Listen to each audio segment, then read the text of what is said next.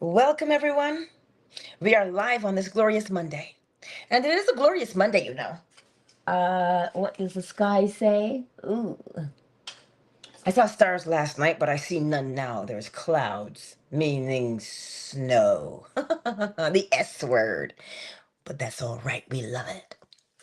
Anywho, I was talking to a great person yesterday, and it was very interesting. But we started talking about what you see today's title is In the Beginning. In the beginning just tells you what happened with you. In the beginning. In the beginning. If you ponder in the beginning, you would begin to understand that you are truly eternal.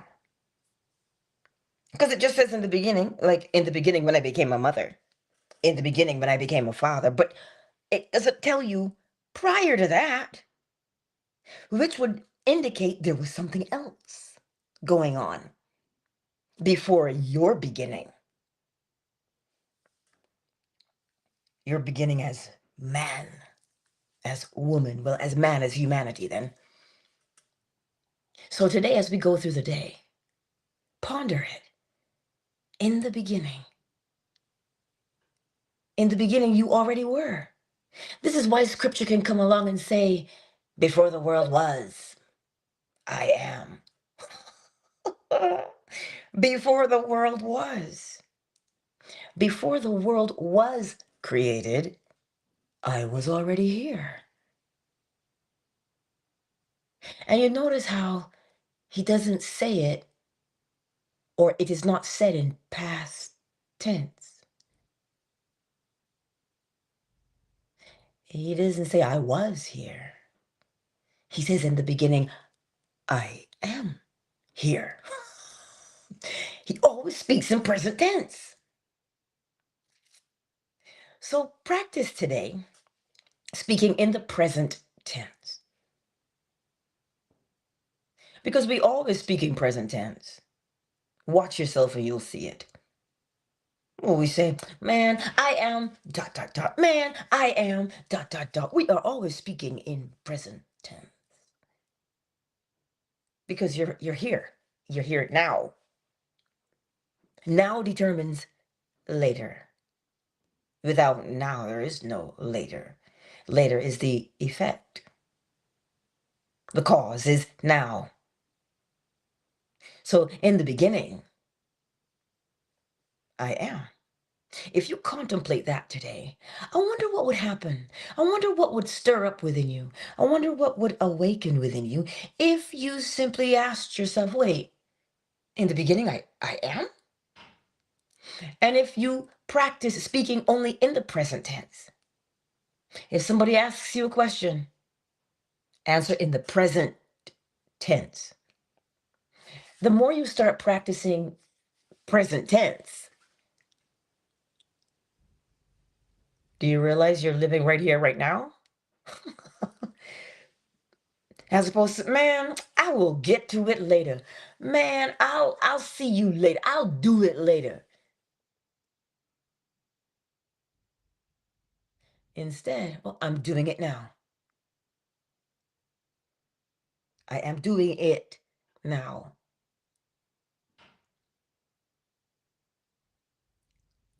Contemplate it. Because in the beginning was the Word. And the Word was with God. And the Word was God. It's just telling you about one thing in the beginning. But it only tells you in the beginning where man became conscious of being man. So what's before that? So when you begin to contemplate these things, you begin to put things into perspective. You put yourself in a whole different frame of mind, in a whole different mood. And when you put yourself in that state of mind, you begin to learn things about yourself. You, in actuality, I would be bold enough to say that you develop your relationship with yourself. Well, who else would you be developing it with? When you want to get to know somebody, you spend time with them, talking to them, asking them questions, learning about what they like. Uh, that's what I do, at least, right? So how do you get to know yourself? Because we hear about it all the time. Man, know thyself. To know yourself is to know God. To know yourself is to know God.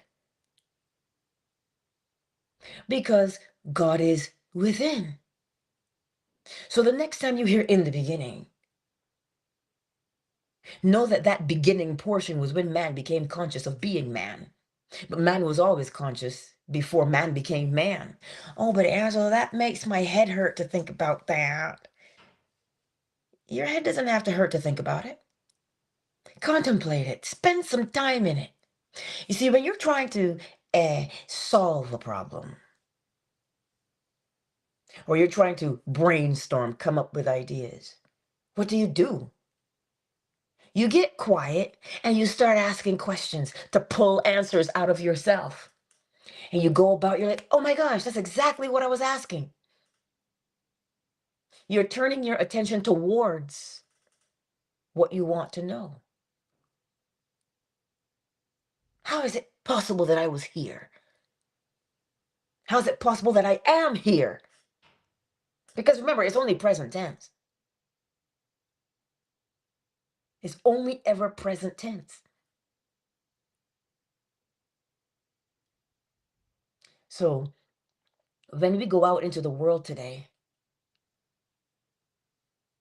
ask yourself, I'm here? I am here? You will discover something beautiful. How can I be so sure?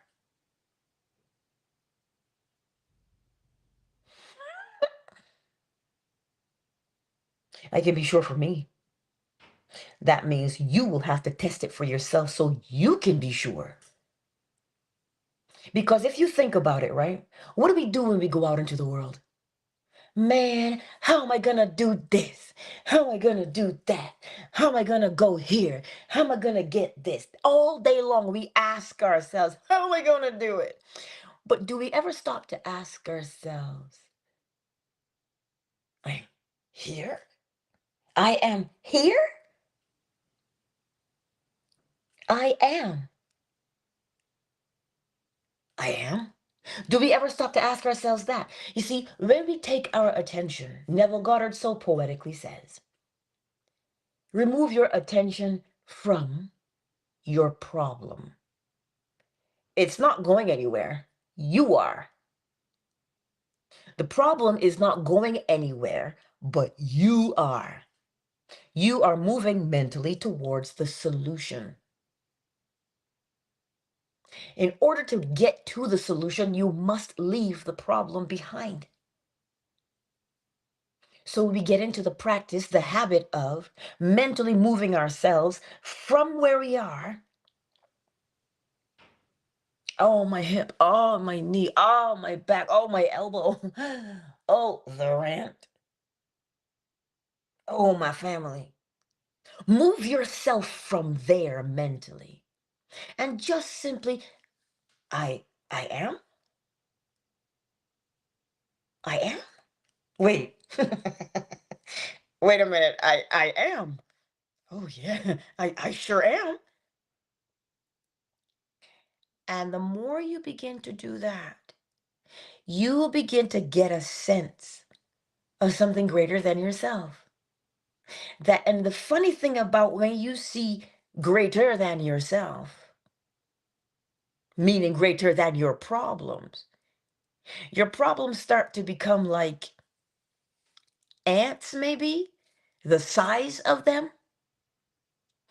And then if you, takes me to the scripture, magnify. When you magnify something, what do? You put your attention on it. Well, There's an app on the phone. It's a magnifying glass. My supervisor showed it to me the other day because he says, man, it brings the whole world so close. So to magnify is to put your attention upon. Magnify you. I am. Magnify that. Because then when you magnify that, you put things into perspective. You begin to recognize, oh, wait, I solved that problem. Oh, shoot, I solved this one. Because one must remain alive. Well, you have to live. As you are living, you grow and you become. Cause and effect, cause and effect, cause and effect, over and over and over again. So to magnify yourself, remove your attention from your problem. As I said, the problem is not going anywhere. You are. You are moving from the problem to the solution. But you've got to have the courage to say, land ho, and raise anchor and move from. So what's your problem today? You don't magnify the problem. You don't want it to be bigger. Well, then take your attention from it. How do you take your attention from your problem? Stop complaining about your problem. Oh, but Angela, how can you say don't complain? You don't live my life. No, I don't live your life. But what I'm trying to tell you is the more you complain about the problem, you magnify it. Because that's all you can see. It is all you can hear. It is all you can talk about. But if you magnify am, I am overshadows everything. I am contains within it everything, including your problem. Where else would it be? It's not outside of you. It's not outside of you. There's nothing outside of you other than what we put there. So if we practice the art of removing our attention by stopping our complaining, you will catch yourself. Oh, yes, you will. You'll catch yourself as it comes out of your mouth. Oh, man. You will catch yourself as you think it. And you say, whoa, whoa, thinking about I am. I am will bring about because it's you who is moving to see, wait, I I truly am. And when you start seeing I am, you will begin to recognize that I am as formless and shapeless because you can't see the mind. I didn't ask you about the brain. I asked you about the mind. The thing that is thinking, the thing that is seeing. You think it's your eyes. The eyes are the organ. We only see with them physically, but we see otherwise. We see otherwise. Without eyes, we see. So today, practice, I am. It's just something so simple and so subtle. Sometimes when I'm walking, I count. Because if you notice, when you go about doing the most mundane tasks, the mind will go to something. It'll go to a memory because something will trigger the memory as you are doing something so mundane.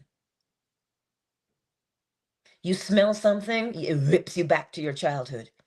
You taste something, oh, you remember the favorite thing of being a little girl or a little boy. You hear sleigh bells ring, are you listening? That takes me all the way back to Barbados, let me tell you. Oh yeah, we used to hear that song. Santa baby. Yeah, takes you all the way back. So you see, when you're doing the most mundane of tasks, give your brain something to occupy itself with. So you can either commit yourself to the way the bubbles feel as you wash the dishes, but commit to it fully.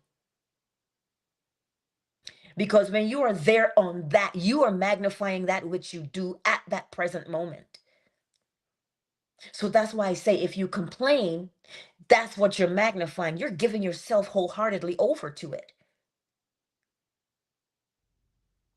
So remember, as you go out into the world today, what do you want to be bigger in your life?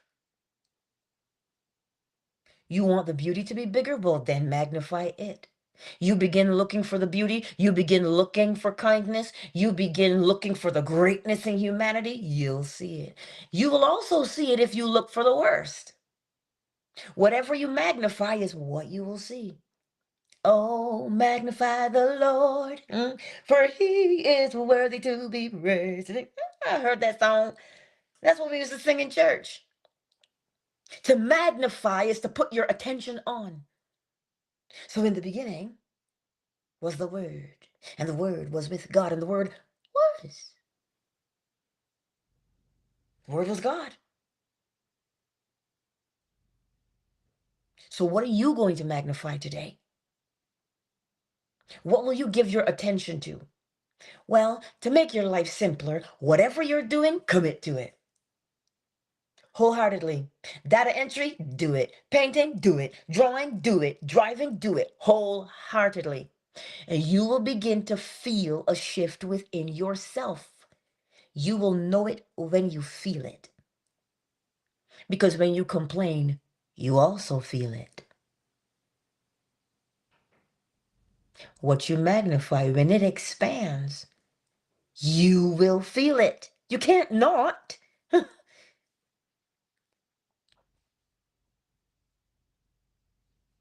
And this is exactly true, Bewee. You identify the opposite, as Neville said. If you can see a state, you can surely see a list of attributes that are the opposite of the state you dislike. So you're complaining about something or someone you don't like, and you've committed to it. You don't want that, do you? Well, sometimes we do. Sometimes we feel great in our complaining. But then you have the ability to recognize, oh, but wait, there's something better. I don't need that in my world. And you stop doing it. But then you realize you've got to do something else instead. Because every cause has its effect, and every effect its cause. So you cannot have a void. You can't say, oh, I'm going to stop doing that.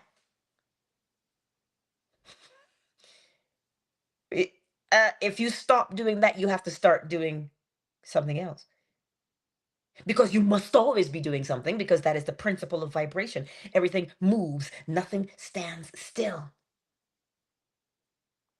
So you can't just say, I'm not going to do that anymore. Yes, but what do you want to do now? Go there. Go there mentally first. You see, any artist would tell you, they usually, you know, somebody says, oh, can you do this for me? Oh, I need a new dress. Oh, I need this artwork. Oh, I need this. And they begin to tell you what they want. And they begin to paint for you a picture in your mind's eye. So they transfer the picture from themselves to you. And what do? In your mind's eye, you follow every line, every stitch, every detail of that thing in your mind's eye, and you give it life. That's what you're doing with everything in your life. Everything. A seamstress is deliberate.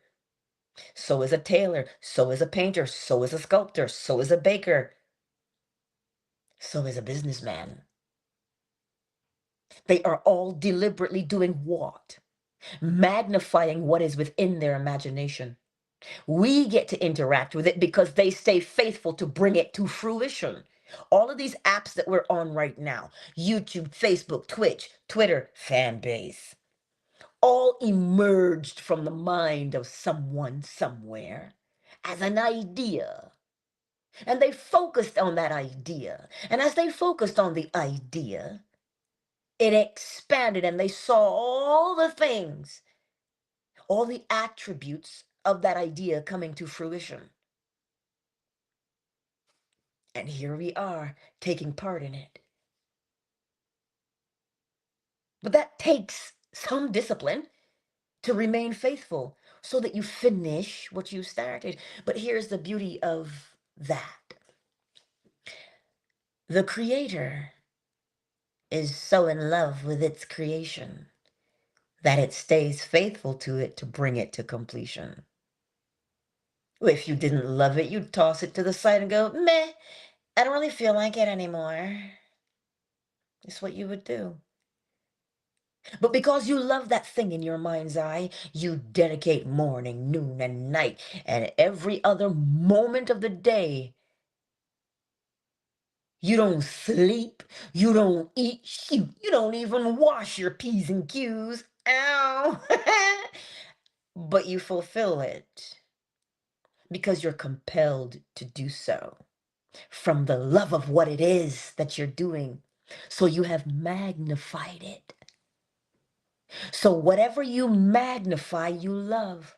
Why else would you do it? This is why you've got to be cognizant of what you are magnifying. Are you magnifying from a place of where? That's up to you.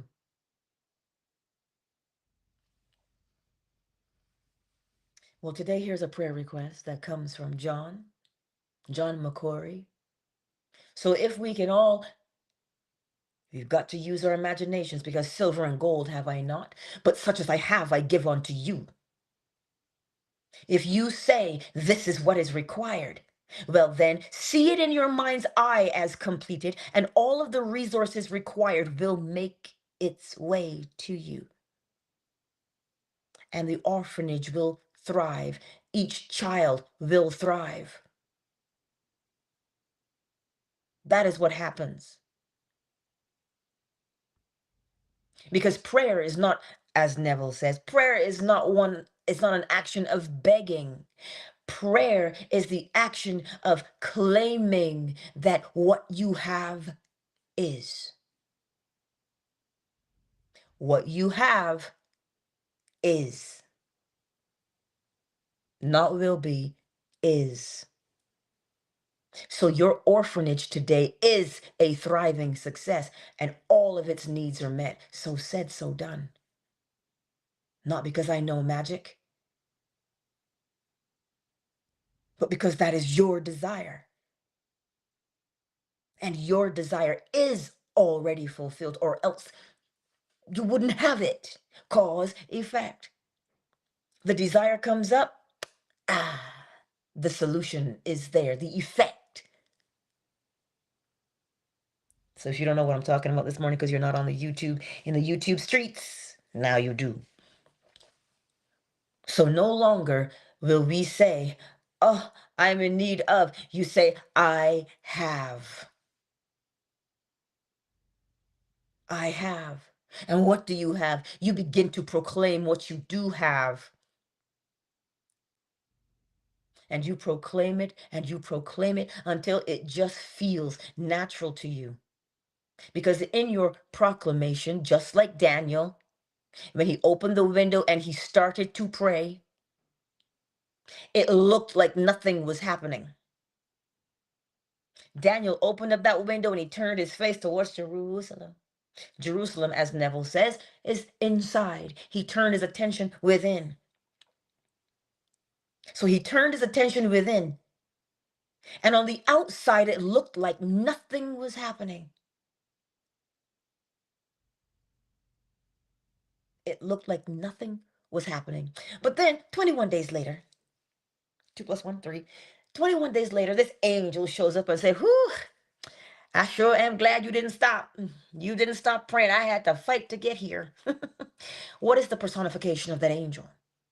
The thing desired. It shows up if we remain faithful to it. It is there. It's like the baby coming down the birth canal.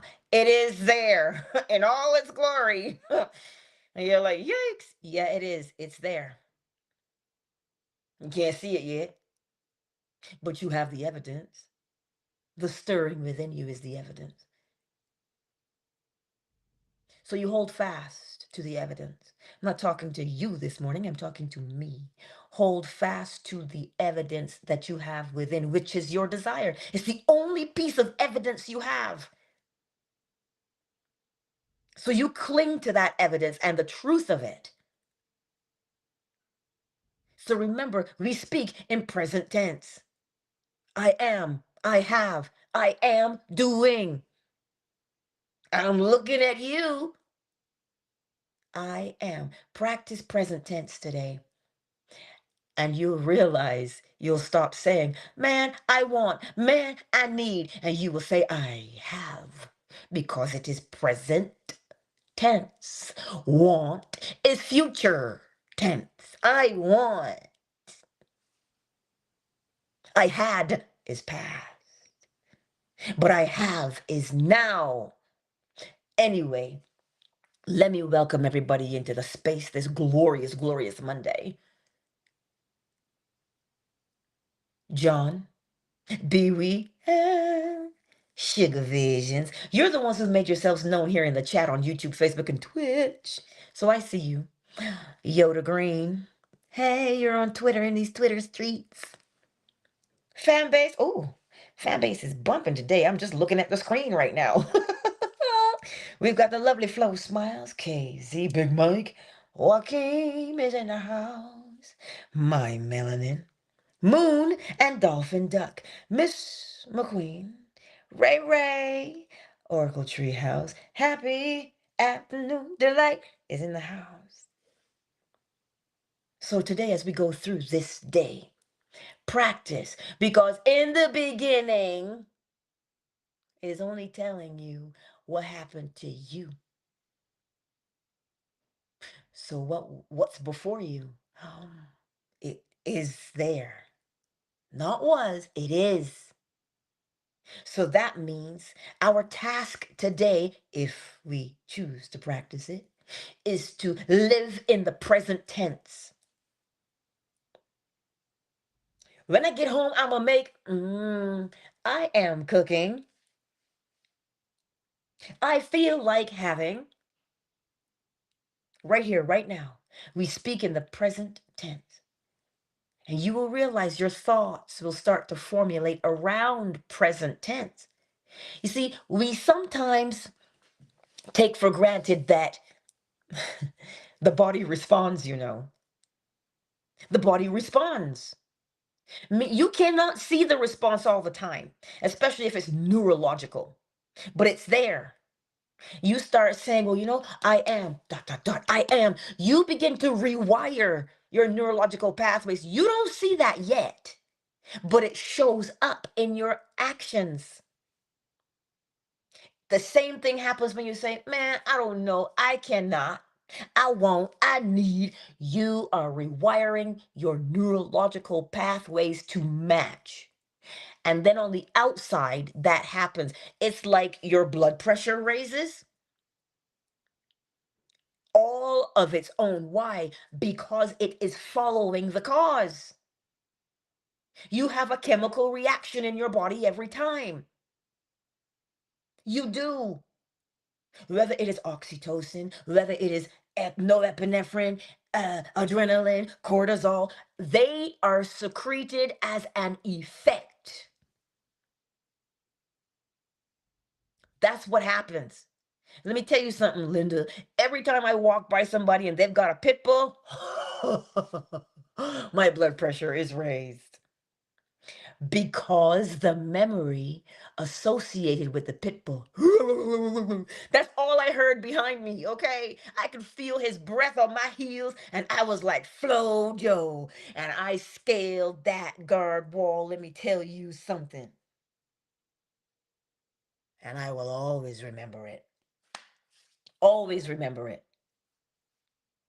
So you see, just the very thought of it, I have a chemical reaction in my body.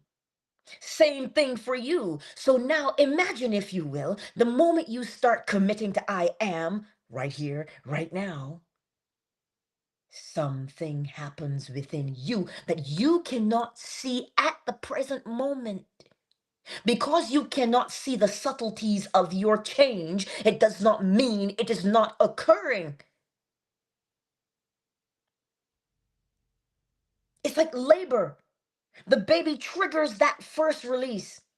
And then you get the prolactin. Oh, and then the uterus begins to contract, and you're like, nobody can see you other than, yikes, the pain. But there is a chemical response at all times because it is the effect to the cause that you are. So don't think that when you sit there in secret and say, well, I can't do that.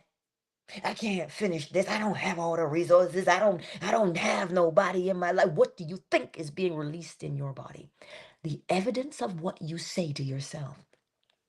So when you start to say, I am here, I love, I feel, always in the present tense. Well, then, there is a chemical response that happens in your body at that time. And the more you persist in that, you will see it on the outside. It is inevitable because what is within must show itself on the outside. So today, as we practice being here and now, you'll find yourself correcting yourself and you say, ah, shoot, I am. No, no, no, not had or have. No, no, no, no. I am. You'll start correcting yourself from your words right down to your thoughts. And you will see. Oh, somebody is awake. And you will feel it. Just the very thought of hearing him sing in the morning. I have my own chemical reaction in my body. And because you hear it, you have one too. It's just that nobody's drawing blood work to show you. Right? So that is why I say to you today, let us practice. Let us practice being here and now. I am. Don't answer anything. Somebody says, was this done? Yes, I did that already. It is finished. Not, I'll get to it. If you haven't done it yet, what would you say? I'm getting to it now. Always now. Practice that today and let me know how you feel and what happens. Keep doing it and you'll see the change. So, with that, let's get chime and chicken. Yes, baby. Chime and crowing. That's what we'll get this morning. You guys are awesome. Where's this AM chime? Yes, big boy, I know. So as you hear the chime this morning, I am. I am. I am listening. Ooh, I'm feeling all tingly. I am.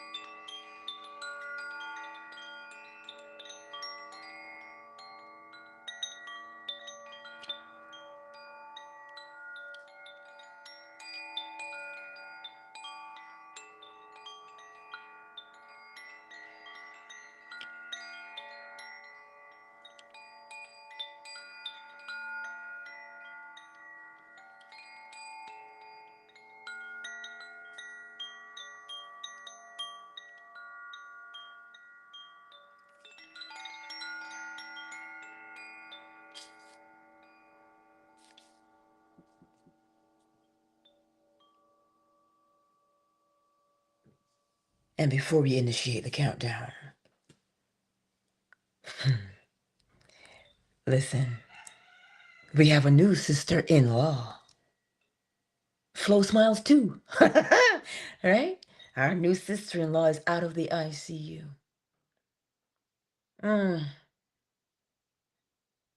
See, if we turn our attention towards her today, because she is,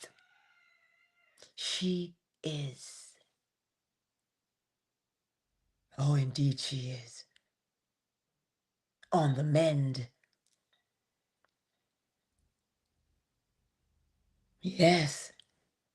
And the evidence of being on the mend is being up and about and moving and communicating again. You see, this is what the principles, or should I say precepts, I'll explain later, what the law is all about. This is a day of celebration for our sister-in-law.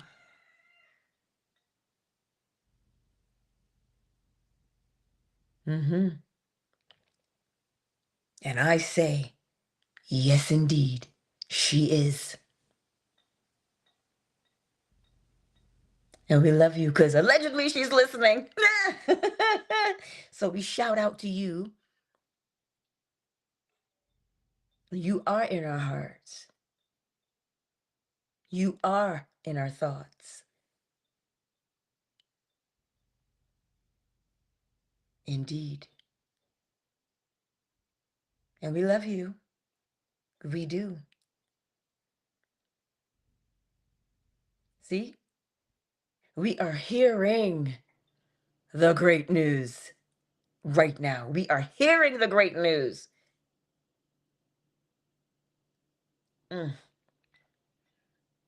Makes you want to say God is good. What else would he be? You know? So it's brilliant shade, butter. I see you, baby. So today, as we go through this day, I am.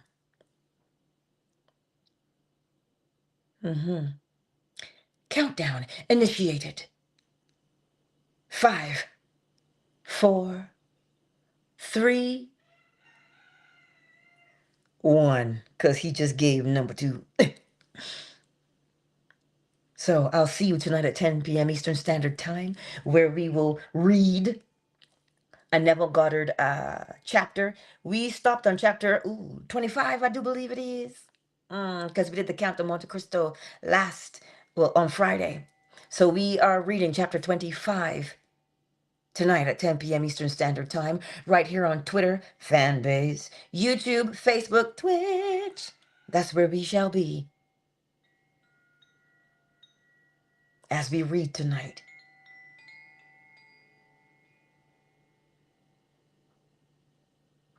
Go forth today and know I